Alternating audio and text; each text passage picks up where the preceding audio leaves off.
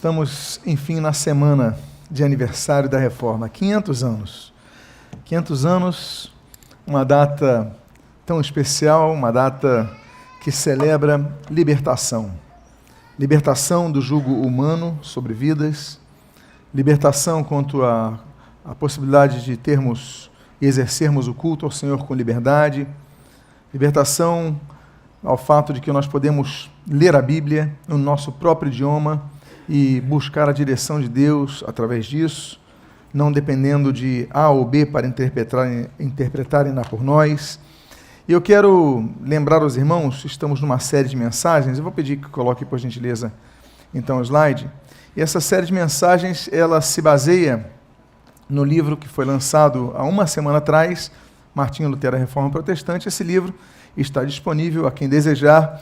Eu quero lembrar que todos os slides que nós passamos aqui, eles foram extraídos dos textos que estão nesse livro, ok? Eu quero também dizer que todas essas mensagens estão sendo gravadas em vídeo e estão disponíveis no YouTube. Hoje, nós teremos algo diferente em relação aos que estão acompanhando essa série de mensagens. Por quê? Porque, teoricamente, hoje trataríamos de Reforma Protestante 5. A continuação nós demos de 1 a 4, até domingo passado, e hoje seria a 5. Mas hoje daremos a 6. Por quê? Porque na terça-feira que vem, nós, que é o dia do aniversário da Reforma, faremos um culto especial aqui, como foi divulgado. Nós trataremos do assunto que veicularíamos no estudo 5, que aborda a respeito das doutrinas católico-romanas que fizeram com que a Reforma eclodisse no dia 31 de outubro. Hoje falaremos um pouco sobre isso, mas hoje nós avançaremos a partir do ano 1517, do grande ano 1517, que é o ano da eclosão da Reforma Protestante. Como nós fazemos sempre, vamos então curvar nossas cabeças e entregar ao nosso Pai uma palavra de oração. Pai amado, nós te louvamos, nós te agradecemos, nós te glorificamos. Por tua palavra, Senhor, que nos dá vida. Sem a tua palavra incorremos no erro. O Senhor Jesus, ele registrou em Mateus 22, 29, errais não conhecendo as Escrituras e nem o poder de Deus. Sem as Escrituras, os homens inventam doutrinas e eles vão, Senhor, impondo os seus desejos às pessoas, dizendo o que é vontade de Deus, na verdade, tramutando o que é a sua própria vontade. Deus, muito obrigado pelo resgate do Sola Escritura e que nós celebramos nesta semana tão especial quanto aos 500 anos da Reforma. Abençoa-nos na manhã de hoje e o que nós pedimos, nós te agradecemos em nome de Jesus. Amém e amém. Eu convido apenas que nós então abramos as nossas Bíblias no Romanos, a carta de Paulo aos Romanos, capítulo 1, versículo 17, é um dos textos centrais que Lutero resgata e diz: visto que a justiça de Deus se revela no Evangelho de fé em fé, como está escrito, o justo viverá por fé. Vamos então adentrar ao ano de 1517. Esse ano é o ano que Lutero escreve as suas 95 teses. Então é o grande ano da Reforma. Vamos um pouco ao contexto. O Papa devia muito dinheiro, ele era muito endividado, o Papa Leão X. Ele devia dinheiro ao homem que é considerado na história como o homem mais rico de todos, Jacob Fugger, uma casa de Augsburg, da casa de banqueiros de Augsburg. E ele, ao mesmo tempo, vai se endividar porque ele vai começar a construção da Basílica de São Pedro, a que nós conhecemos hoje como a Basílica do Vaticano, enfim, a Catedral de São Pedro, ali no Vaticano. Então, a partir de 1514, Leão X, ele faz a divisão de vários locais da Europa para a venda de indulgências. E no caso da Alemanha, ele divide a Alemanha em 3 regiões e dá essas regiões a 3 responsáveis para que vendessem indulgências. Eu quero lembrar aos irmãos que na terça-feira que vem vamos dar um estudo profundo a respeito das indulgências essas que permanecem nos dias atuais.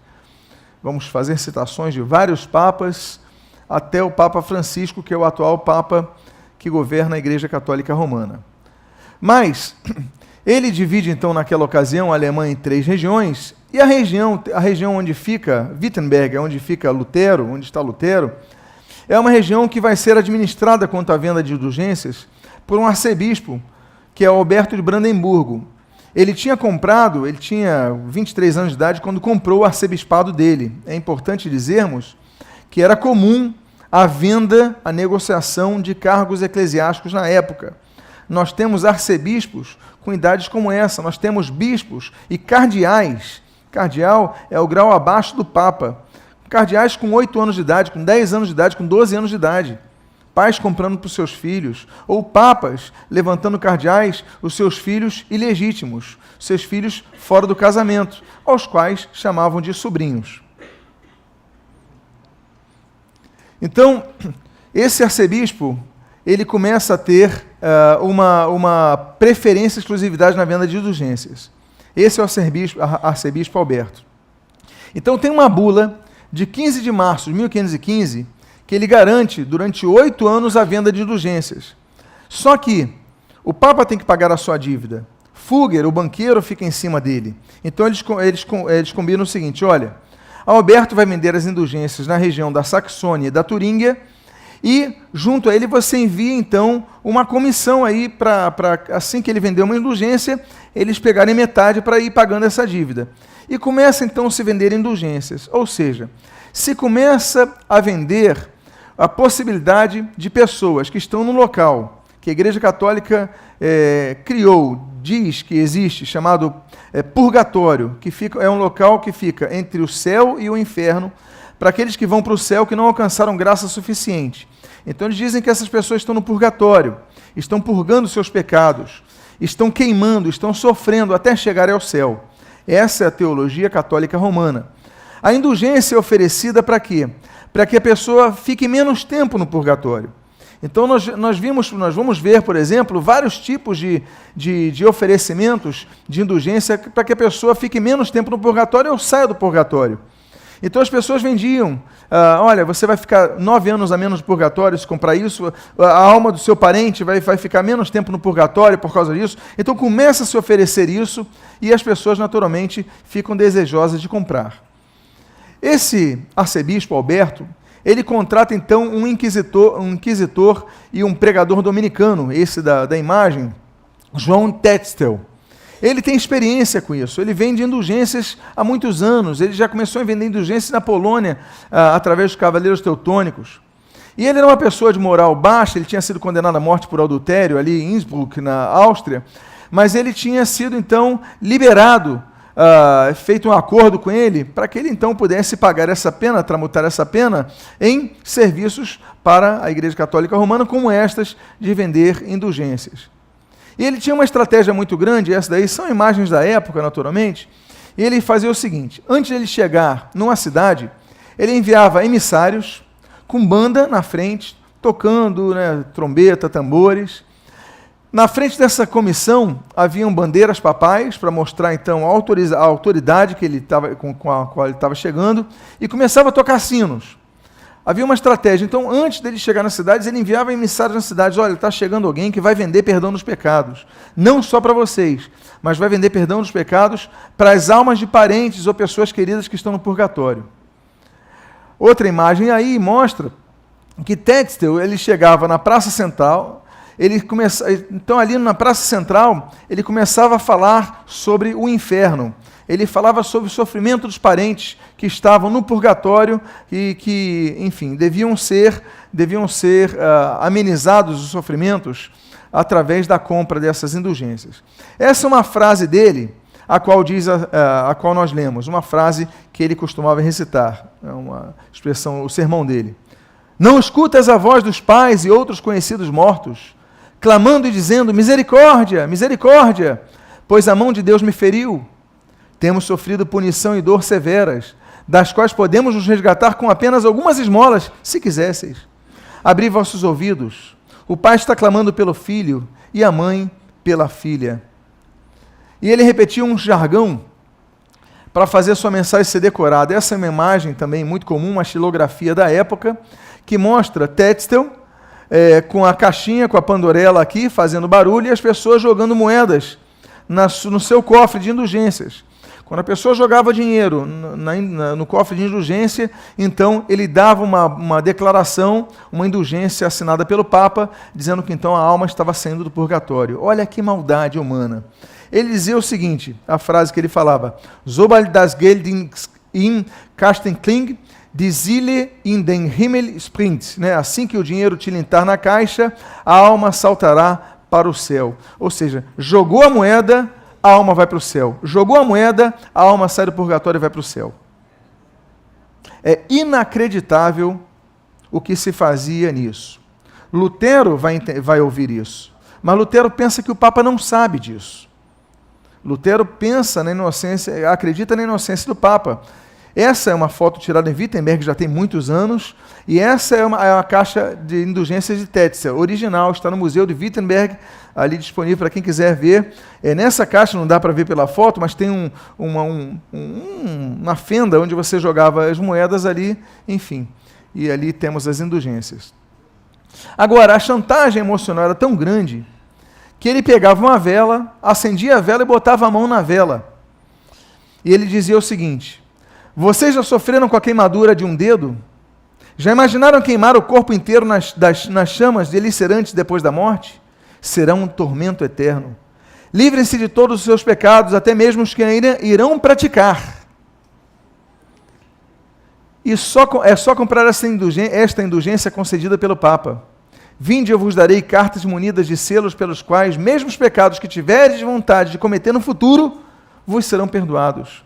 Então, era tanta ganância pelo dinheiro que eles não apenas vendiam perdão pelos pecados que você tivesse cometido, vendiam perdão pelos pecados que um parente seu tinha cometido, porque você, dando dinheiro, o pecado deles no purgatório seria perdoado, mas até mesmo os pecados que você ainda viesse a cometer, ele já vendia por antecedência. Então, essa é uma imagem da época, mostra ali Tetzel oferecendo as indulgências, a barraca ali no centro da cidade e tudo mais. Tem um detalhe interessante que acontece, e se diz assim, o feitiço se voltou contra o feiticeiro. Em Leipzig, ele estava vendendo indulgências, e uma pessoa se aproximou dele e falou o seguinte: vem cá, é verdade que eu posso comprar perdão pelos meus pecados que eu ainda venha a cometer depois? Ele falou, é assim, é só entregar o dinheiro. Tá bom. E essa pessoa comprou, lá em Leipzig, o perdão pelo pecado que ainda viria a cometer. Quando João Tetzel estava chegando próximo a uma cidade chamada Braunschweig, de repente a caravana dele é cercada por um grupo de ladrões. E os ladrões saqueiam e roubam ele. Ele vai amaldiçoar o chefe do bando. Você é maldito, está roubando o Papa e tudo mais. Ele falou, não sou. Eu estou perdoado aqui a indulgência que você me vendeu. Eu já comprei essa indulgência, eu estou perdoado. Então, essa pedra está em Braunschweig, é chamada Tetzelstein, a pedra de Tetzel, e está ali com o marco do local onde ele foi roubado, mas que ele não pôde fazer nada com o ladrão, porque o ladrão já tinha previamente sido perdoado pelo próprio, né? Tinha o pecado perdoado. Bom, Tetzel começa a vender. Ele passa por Berlim, Trebs, Magdeburg, Eisleben, e ele chega a Jüterbock, que fica a 40 quilômetros de Wittenberg. Wittenberg, volto a dizer, é a cidade onde Lutero morava. Lutero dava aula na Universidade de Wittenberg. Ele não pode chegar em Wittenberg porque o príncipe eleitor da Saxônia, que tem uma série de relíquias naquela região, então ia concorrer com ele. Mas ele chega muito próximo e lá ele vende ali as suas indulgências pelos pecados. A grande questão é, por que a reforma acontece no dia 31 de outubro? Eu vou explicar para vocês e vocês vão entender. Bom, na terça-feira que vem eu vou falar por que o Dia dos Finados acontece no dia 2 de novembro. Como é que surge o Dia dos Finados? Mas é interessante notarmos o seguinte, que é uma data muito pesada. Na Europa, no dia 31 de outubro, era a data que eles criam que a atmosfera do mundo natural com o mundo espiritual era a atmosfera mais propícia para que os espíritos entrassem na Terra e para que as bruxas tivessem contato com os espíritos. E então havia uma manifestação espiritual muito grande no dia 31 de outubro, que começou então a se celebrar o dia de invocação aos espíritos, invocação, enfim, as pessoas que vinham trazer interferências do mundo espiritual no mundo natural. Era um dia, então, muito voltado para as coisas do ocultismo, o paganismo aflorava muito o dia 31 de outubro. No dia 1º de novembro, um dia depois, era celebrado o dia de Todos os Santos. Por quê? Cada igreja era dedicada a um santo. A igreja de Santa Maria, a igreja de São Jorge, a igreja de São Nicolau, tem vários santos. E cada dia desses santos, essas igrejas enchiam. Então, por exemplo, no dia de São Jorge, aí os devotos de São Jorge todos vão para a igreja de São Jorge.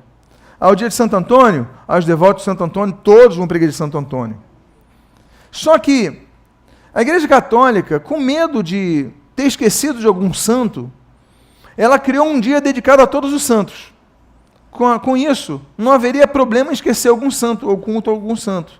E dedicaram um dia a todos os santos, que é o dia 1º de novembro. Olha só a atmosfera espiritual. Nesse dia, então, as pessoas clamariam para todos os santos. Em todos os locais, todos os santos. No dia 2, dia seguinte, 3 dias seguidos, dia 31 de outubro, um dia voltado ao mundo espiritual, o paganismo dedicava às bruxas. Dia 1º, o catolicismo romano invocava os vários santos do seu panteão de deuses. E o dia 2º era o dia dedicado aos mortos também. Só que aos mortos que não eram santos da Igreja Católica, eram os finados, eram os parentes. Era um parente, o pai, a mãe, o tio, enfim, um amigo. Então, nesse dia, as pessoas também se voltavam aos cemitérios para fazer orações pelos mortos. São 3 dias muito pesados no mundo espiritual, quando as pessoas se voltam à realidade dos mortos. Aquilo que a Bíblia condena chamando de necromancia, e a Bíblia proíbe, e isso daí sempre foi incentivado pelo romanismo. Vamos falar sobre isso terça-feira que vem, por isso que eu falo, dia 31 de outubro, não falte, procure estar aqui, vamos dar um estudo aprofundado sobre essa teoria do culto aos mortos. Pois bem, então, o que acontece em Wittenberg? Por que Wittenberg está no centro da história? Porque tudo acontece voltando-se ao 31 de outubro em Wittenberg. Primeiro, Lutero estava lá. Segundo, em Wittenberg, tinha 2 grandes igrejas. A igreja da cidade e a igreja do palácio. A igreja da cidade, Stadtkirche, era chamada igreja de Santa Maria. Mas a igreja do palácio, a Schlosskirche, é chamada de igreja de Todos os Santos. E ali no dia 1º, que é o dia de Todos os Santos, 1º de novembro, que é o dia de Todos os Santos, dedicado a Todos os Santos, ora, se no dia de Santo Antônio todo mundo vai para a igreja de Santo Antônio, no dia de São Sebastião todo mundo vai para a igreja de São Sebastião, no dia de Santo tal, no dia de Todos os Santos, todo mundo ia para a igreja de Todos os Santos, que ficava onde? Em Wittenberg.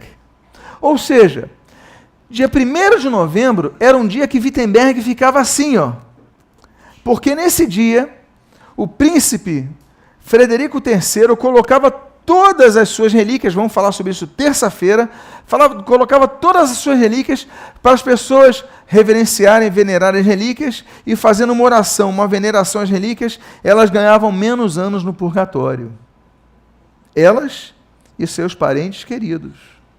Então, peraí, eu quero ter menos tempo no purgatório, menos anos no purgatório. Eu quero que meu avô fique menos anos no purgatório. Eu vou para Wittenberg no dia 1º de novembro, porque lá eu vou, então, fazer a minha veneração, a minha oração, e eu vou ganhar menos tempo no purgatório. Assim creem os católicos romanos. E no dia 1º, então, de novembro, Wittenberg abriria a porta da igreja de Todos os Santos, a pessoa entraria na igreja de Todos os Santos, veneraria as relíquias e voltaria rapidamente para a sua cidade, porque no dia 2 é dia dos finados. Então ele não podia ficar muito tempo em Wittenberg. Abriu o portão no dia 1º, ele entraria em Wittenberg, veria as relíquias na igreja de Todos os Santos e voltaria para a sua cidade, porque no dia 2 ele tinha que estar lá no cemitério da cidade, porque é dia dos finados. Então Lutero, ele só tinha uma forma. A melhor forma dele elucidar as pessoas e divulgar as suas teses seria cravando elas um dia antes do dia dos finados, no dia 31 de outubro. Por quê? Porque no dia 31 de outubro as filas estavam enormes, porque as pessoas queriam entrar no dia 1º, ver as relíquias e voltarem para as casas. Se ele cravasse 95 teses no dia primeiro, as pessoas não iam ver, porque iam estar com pressa. Então ele crava as 95 teses no dia 31 de outubro, por quê? Porque as pessoas estavam na fila, não havia WhatsApp, não havia internet, as pessoas não tinham o que fazer, então Lutero crava as 95 teses na porta da igreja de Todos os Santos. Ou seja, que é isso? Um frade, ele chega com a roupa de frade, e ali crava as 95 teses. Ué, o que está escrito ali? E as pessoas começam a ler umas para as outras, e começam então a abrir os olhos para a doutrina bíblica que ali estava colocada. Pois bem, e aí ele crava, e o título, e essa daí é uma imagem do filme que nós vimos na sexta-feira aqui conjuntamente, ele crava e o título das suas teses é Debate para o Esclarecimento do Valor das Indulgências. Lutero, então, e aqui eu começo a citar algumas das teses de Lutero, para você entender algumas das teses, das 95 teses, a que elas se dedicam, a que elas se voltam. Primeiro, quanto aos vendedores de indulgências, como João Tetzel, havia outros. João Tetzel era o que ficou na região da Turíngia e da Saxônia, mas havia outras duas regiões da Alemanha com vendedores de indulgências. Então Lutero ataca com firmeza nas teses 21 e 27, as quais eu leio aqui. A tese 21. Erram, portanto, e aí você começa a conhecer as 95 teses. Erram, portanto, os pregadores de indulgências que afirmam que a pessoa é absolvida de toda a pena e salva pelas indulgências do Papa. Lutero fala, isso está errado.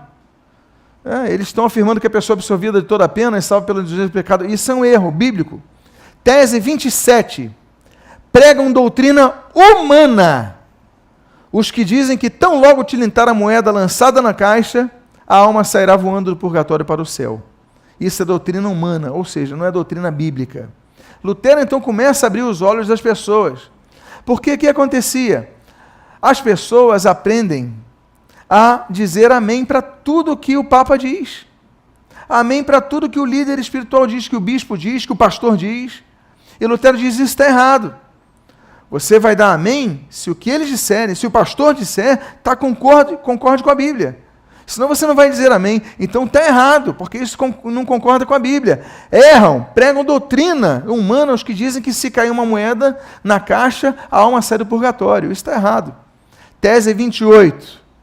Certo é que, ao tilintar a moeda na caixa, podem aumentar o lucro e a cobiça. A intercessão da igreja depende apenas da vontade de Deus. A única coisa que acontece ali é isso. Tese 72. Seja bendito, porém, quem ficar alerta contra a devassidão e licenciosidade das palavras de um pregador de indulgência. Ou seja, olha, bendito, seja bendito quem ficar alerta para o vendedor de indulgência. Lutero vai começar a ensinar e vai começar a alertar a igreja que nós fiquemos sempre atentos para os pregadores. Eu mesmo. Qualquer um que pise nesse púlpito ou qualquer púlpito, fique atento a eles, porque o pregador ele pode ensinar algo que seja contrário à Bíblia. Então seja bendito aquele que ficar atento a isso. Lutero ele foi além. Lutero ele vai além e ele começa a explicar que nenhum padre, nenhum papa, nenhum pastor, nenhum líder, ninguém na terra pode oferecer nenhuma absolvição de pecado, nenhuma absolvição de pena ou de culpa, nem se for com uma carta assinada, com uma carta que o Papa assinada, que era a carta de indulgência. Por quê? Porque para isso não depende de assinatura, depende de arrependimento do coração. É o que ele diz na tese 36, quando ele fala: qualquer cristão verdadeiramente arrependido tem direito à remissão pela pena e culpa, mesmo sem carta de indulgência. Lutero vai questionar, vem cá, e as pessoas que morreram antes do Papa assinar essa carta de indulgência? Elas vão ter que ficar 900, milhares de anos no purgatório? Olha, quem está arrependido no coração diante de Deus, ele tem direito a essa remissão de pecado, sem necessitar de pena de indulgência.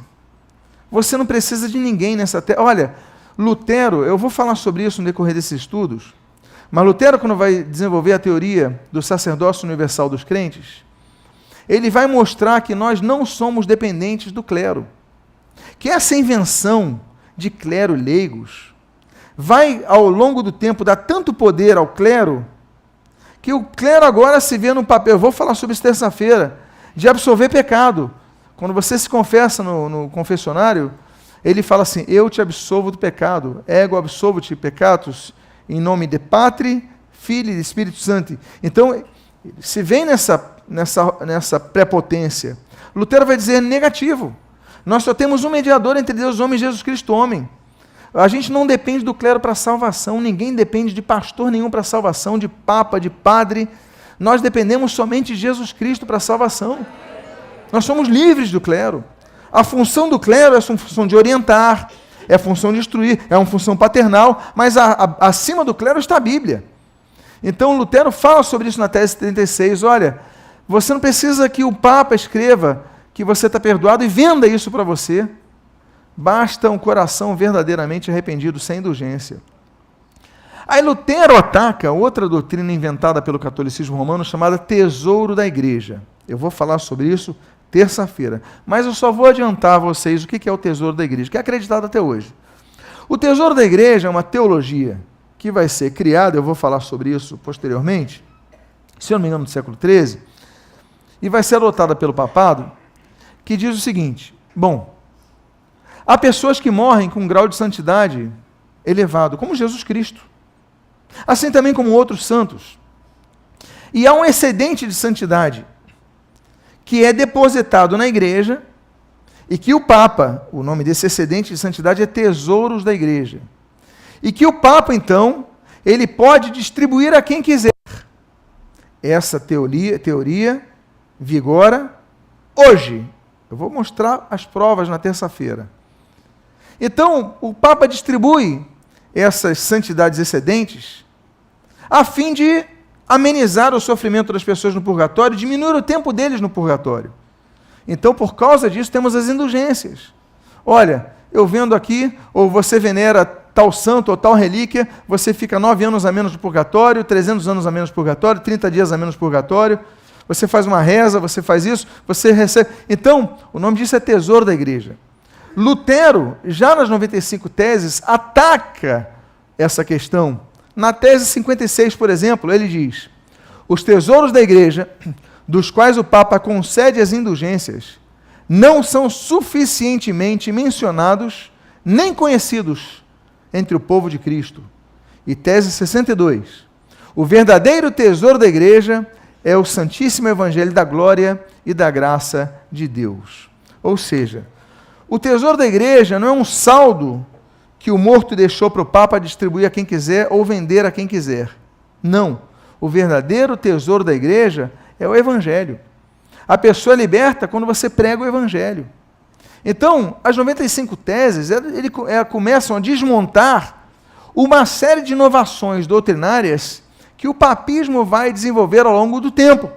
E ele fala, olha, não tem base bíblica mencionada, não há suficientemente dados mencionados conhecidos pelo povo de Deus, Cristo. É uma inovação, é uma invenção que está sendo dita e está sendo engolida pelas pessoas que não vão à palavra. Lutero alertou, nas suas 95 teses, e hoje eu estou trabalhando só sobre 95 teses, Lutero alertou que o Papa não tinha poderes de conceder nenhuma indulgência que pudesse anular pecados. Na tese 76, Lutero diz o seguinte, afirmamos, pelo contrário, que as indulgências papais não podem anular sequer o menor dos pecados veniais no que se refere à sua culpa. Não é um papel, meus amados, a indulgência era um papel. Eu podia até imprimir eu vou imprimir para terça-feira um modelo de indulgências, mas é um papel, você compra uma folha de papel, aí está lá, olha, indulgência pelos pecados, assinado Papa tal. Aí você falou, opa, foi perdoado o meu pecado, ou o que eu vou cometer, ou de um parente, pronto. Não, ele falou, nenhuma indulgência papal pode anular nenhum pecado. O que vai anular pecado é o arrependimento sincero do coração diante de Deus. Ele vai falar sobre isso. Então, Lutero contesta esse abuso de autoridade que o papado sempre tentou impor. Ele fala, isso não pode anular. Mas, Lutero questiona o próprio Papa no seguinte, olha, se o Papa ele tem poder de administrar os tesouros da igreja, e se o Papa detém poder para ir distribuindo esses tesouros da igreja, tirando o pessoal, você reza tantos para nós, vai ficar menos tempo no purgatório, você venera o crânio de São João Batista, você vai ficar 9 anos menos no purgatório, você reza a São Tomás de Aquino, você fica 300 dias menos do purgatório. Eu vou falar sobre isso, vou mostrar as provas na terça-feira. Você sobe a escada, a escada sancta, 9 cada degrau, rezando um Pai Nosso, você tem 9 anos a menos do purgatório. Lutero falou assim, se o Papa tem esse poder de tirar as pessoas do purgatório, ele escreve o seguinte, tese 82, essa é para mim uma das mais importantes teses de Lutero. Olha o que diz. Por que o Papa, se ele tem esse poder de evacuar pessoas do purgatório, por que o Papa não evacua o purgatório? Por causa do santíssimo amor e da extrema necessidade das almas, o que seria a mais justa de todas as causas. Se redime um número infinito de almas por causa do funestíssimo dinheiro para a construção da basílica, que é uma causa tão insignificante. Ou seja, se o Papa pode tirar as almas do purgatório, por que ele tira as almas a prazo?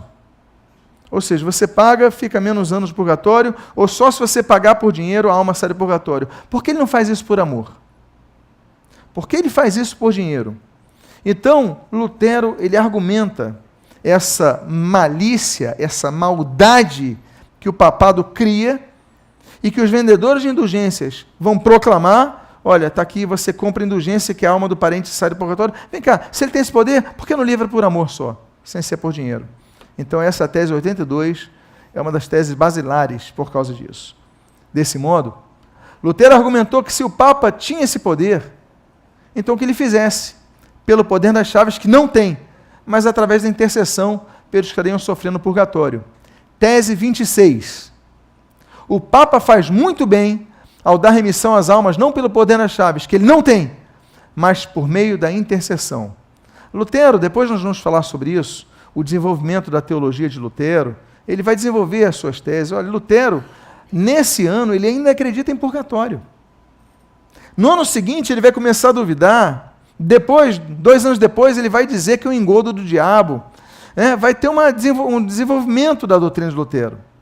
Agora, sobre essa tese, sobre essa 26ª tese, no ano seguinte, em agosto, ele vai escrever um texto que ele fala o seguinte, bom, eu publiquei as 95 teses para esclarecer todo mundo.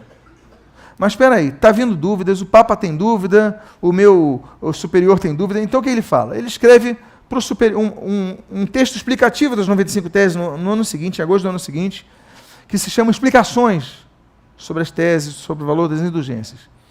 Ele escreve dedicando ao seu superior, que é João de Staupitz. Ele escreve ao superior da região, que é o arcebispo Alberto de Brandenburg, e ele escreve dedicando ao Papa Leão X. E ele diz o seguinte, explicando a questão das chaves. Abre aspas. Se as chaves se estendessem até o purgatório, poderiam esvaziá-lo. E o Papa seria cruel por não fazê-lo. Se ele tem chave para esvaziar o purgatório, por que ele não esvazia? Por que ele está vendendo esse esvaziamento? A menos que a justiça divina seja tão iníqua, ou seja, a ponto de vender o livramento das pessoas por dinheiro, que seja mais favorável ao amor demonstrado para com o corpo e o dinheiro dos viventes do que o amor demonstrado para com as almas tão carentes, tendo em vista que socorrer as almas é uma coisa tão importante. Bom, as consequências iniciais das 95 teses, tema desta manhã, são imediatas. Primeiro, Lutero escreve as 95 teses em latim. Era o idioma que Lutero dominava, vocês lembram que nós já falamos sobre Lutero, a formação dele praticamente toda em latim. Ele vai aprender a gramática, primeiro em latim do que no próprio alemão, então ele vai dominar o latim. E o latim é a língua universal da Europa. É como se fosse hoje o inglês. Na Europa, você ia em qualquer lugar, procurava um padre, alguém, um estudante, e ele ia saber falar latim, como hoje é o inglês. Então ele escreve em latim. Mas 14 dias, as teses já estão sendo publicadas em alemão, em Leipzig, Nuremberg e na Basileia, na Suíça. Ou seja, Lutero, até o dia 31 de outubro de 1517, ele era conhecido em Erfurt porque é professor da universidade, porque, enfim, mestre em teologia, doutor em teologia. Ele é conhecido naquela região da Saxônia, em Wittenberg, naturalmente. Mas a partir de então, de 31 de outubro de 1517, Lutero passa a ser conhecido em toda a Europa. As teorias de Lutero, colocadas nas 95 teses, das quais nós citamos algumas aqui nesta manhã, elas começam a se espalhar com grande força. E a reforma começa a sacudir a igreja.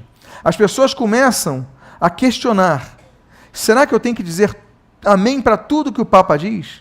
Será que eu tenho que dizer amém para tudo que os bispos dizem, que os arcebispos dizem, que os líderes religiosos dizem? Agora, se eu for nas Escrituras, e o que eles disserem for oposto às Escrituras, será que eu tenho que dizer amém ou me sujeitar às Escrituras?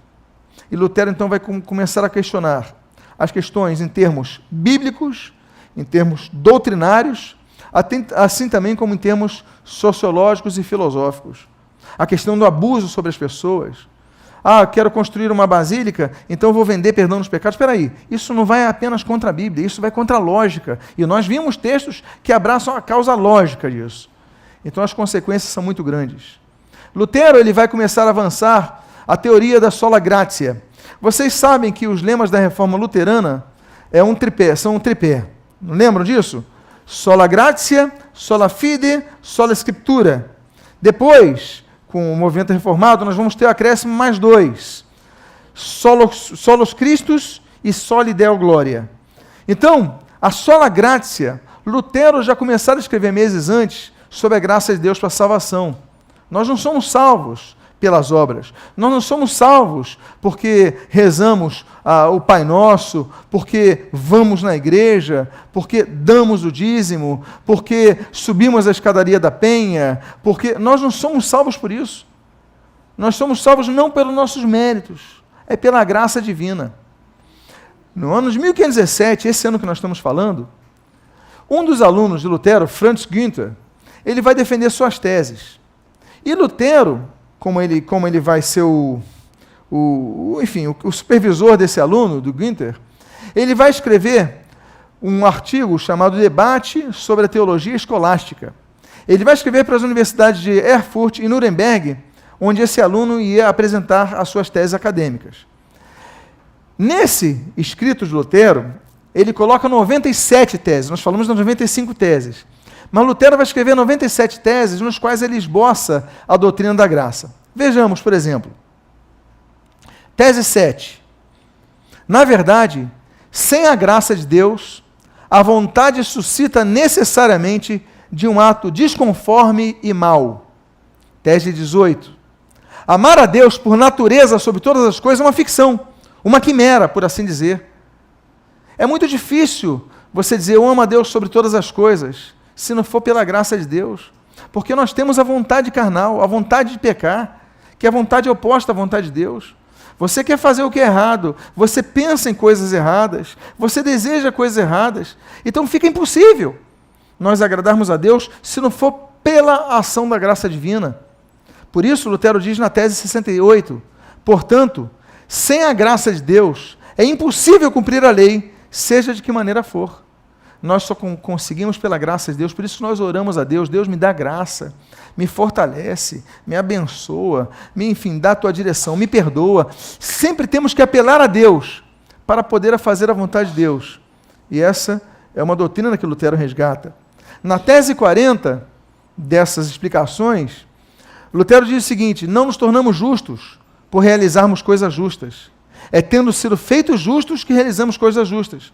Porque a pessoa falava o seguinte: não, eu acendo uma vela, eu me torno justo. Eu subo a escadaria da penha, eu me torno justo. Eu faço isso, eu me torno justo. Não. Nós somos justos porque Deus nos justifica de nossos pecados. É o que nós lemos, o primeiro texto que nós lemos. O justo viverá por fé. Nasce pela fé, não pelas obras.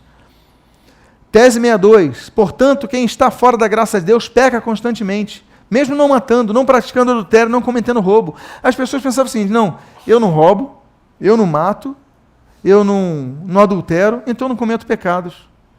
Olha, o que o povão dá de desculpa hoje para dizer que não peca, Lutero já falava em 1518. Eu não roubo, não adultero, não mato, quer dizer, não peco. Lutero fala, pecado é muito mais do que isso. Basta ler a Bíblia. Então, é atualizadíssimo, porque as desculpas continuam as mesmas hoje. Nós somos pecadores. A Bíblia diz, Romanos capítulo 3, versículo 23, porque todos pecaram e carecem da glória de Deus, todos são pecadores diante de Deus, todos falharam, e é impossível nós sermos resgatados se não for pela graça e misericórdia de Deus. Tese 77. Sem a graça de Deus, a mão está voltada para a lei do Senhor, mas a vontade está sempre afastada dela, a mão e a vontade. Lutero ele coloca o seguinte, irmão, muitas vezes nós fazemos coisas para agradar a Deus que nós não queremos. Nós obedecemos, mas não queremos. Executamos a vontade de Deus na mão, mas no coração a gente está contra isso. E aí Lutero fala, olha, sem a graça de Deus, você só vai conseguir fazer as coisas na mão. Você só vai conseguir externalizar a vontade de Deus, fazendo algo bom para Deus, nos seus atos. Não, eu vou servir aqui na igreja, vou ajudar meus irmãos na escala das crianças, no diaconato e tal, porque eu estou na escala, mas eu estou com raiva. Eu queria estar longe, mas tem que fazer, eu tenho que tocar, eu tenho que servir os irmãos, mas você no coração, ou seja, você faz na mão, mas você não faz no teu coração. Se não for a graça, vai ser muito difícil você conseguir sincronizar os dois. Por isso que a gente tem que pedir, sempre que tudo que nós fazemos, Senhor, me dá graça. Eu quero te servir na graça. Eu quero viver uma vida na graça. Ou seja, Deus te dá graça para poder servi-lo da melhor maneira possível. Enfim, essas fotos são de 2001, já tem bastante tempo. Ali é o portão de Wittenberg. Você está vendo essas portas, elas foram incendiadas nas guerras napoleônicas, as portas de madeira, hoje são portas de bronze, e nelas estão talhadas 95 teses. Então, esse daqui é a igreja do Palácio de Wittenberg, das 95 teses. E ali são as 95 teses originais, que estão no Museu de Wittenberg. Auf den 95 teses. Né? Então, aqui estão as 95 teses originais, que foram ali impressas, pelas gráficas de Wittenberg, como eu já citei para vocês, né? Então, essas fotos, quando vocês forem a Wittenberg, façam um esforço para ir a Wittenberg, fica, olha, 1h40 de Berlim, dirigindo sem pressa. Coloca 2 horas se você parar para comer um salgadinho no caminho, para 2 horas no máximo, e aí você pode fazer essa viagem, ok? Então, hoje nós tratamos, nos 2 dias que nos separam do aniversário de 500 anos da Reforma Protestante, nós tratamos do ano precioso, revolucionário, de 1517. Nós tratamos das 95 teses de Lutero, os contextos dela e tudo mais. Mas que nós possamos praticar isso, que nós possamos aprender e ecoar essas teses que são libertadoras. Claro, Lutero não se esgota não esgota os seus argumentos em 1517. Lutero tem apenas 34 anos de vida. Quem aqui que queira dizer a sua idade e tem 34 anos aqui? Levante a mão. Tem alguém com 34 anos aqui? Enfim. Olha, temos ali com 34 anos. Alguém tem 35 anos aqui? Quem aqui? A idade de vocês. Lutero estava mudando a humanidade. Lutero, ele ainda vai ter muitos anos de vida. Ainda vão se passar 29 anos de produção literária, de pregações, de sermões, de orientações. Algumas vezes, nós vamos ver, Lutero vai falhar. Lutero vai escrever coisas erradas, que biblicamente são questionáveis, que sociologicamente são condenáveis. Mas no bojo, na amplitude do conhecimento de Lutero, dá para se beber muita coisa boa, muita profundidade. E através de Lutero, os ecos da Reforma se veem até os dias de hoje. Sola Escritura, sola fide, sola gratia, sim, solus Christus, soli Deo gloria. Vamos ficar de pé, vamos agradecer ao Senhor, vamos orar ao nosso Pai. Pai amado, Deus bendito, nós te louvamos, nós te agradecemos, porque neste domingo que antecede o aniversário de 500 anos da Reforma Protestante, hoje nós temos liberdade de ir na Bíblia e dizer, olha, isso está errado, eu não vou aceitar isso. As pessoas que não aceitassem uma declaração papal, elas eram excomungadas e amaldiçoadas. Deus, quanta exploração houve sobre essas pessoas, de boa fé, mas que não tinham conhecimento bíblico. Obrigado pela vida de Lutero, dos demais reformadores, pré-reformadores, que nos trouxeram liberdade para ler em nosso próprio idioma a Bíblia e para ali observar o caminho que nós devemos seguir.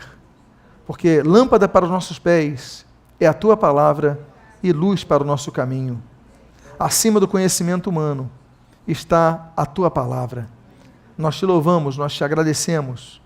Desde já pedimos, Deus, Senhor, nós vemos uma crise na igreja evangélica, muitas voltando a vender indulgências, não por purgatório, essa ficção, não chega a esse nível colossal do absurdo, mas vendendo para receber graças na terra.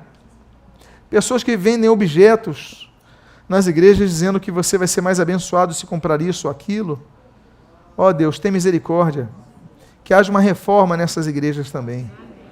Abençoa a tua igreja, abençoa nossas vidas e o que nós pedimos, nós o fazemos, agradecidos em nome de Jesus, para a glória de Deus o Pai. Amém e amém. Que Deus te abençoe.